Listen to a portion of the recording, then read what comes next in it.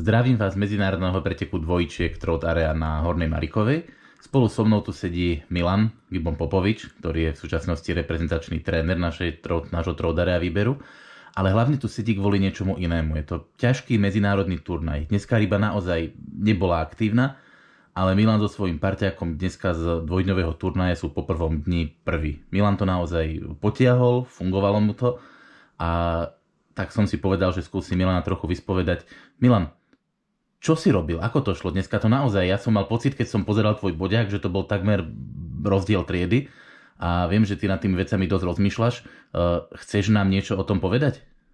Neviem, či by som to až takto povedal, ale v podstate išlo o to, že začali sme ten pretek bez stratégie.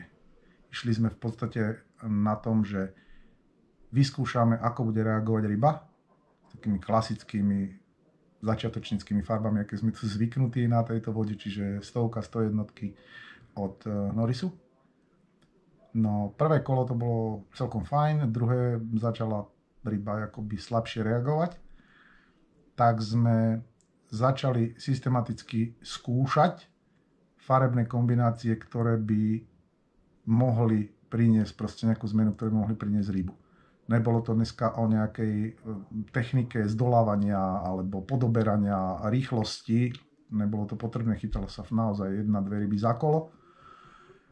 No a prišli sme proste na nejakú schému, ktorá fungovala. A tu sme trpezlivo robili celý deň.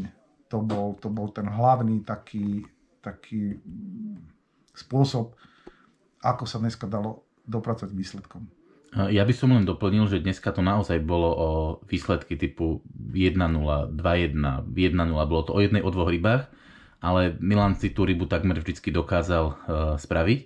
Takže bolo to o tom, že si mal nejakú stratégiu a trpezlivo si sa jej proste celý pretek držal. Áno, správne?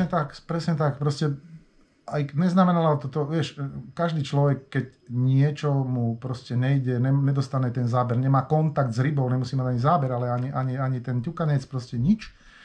Napriek tomu proste bolo treba byť trpezlivý, neustále proste v podstate som s 3 typmi plandaviek a 2 farbami odchytal celý deň.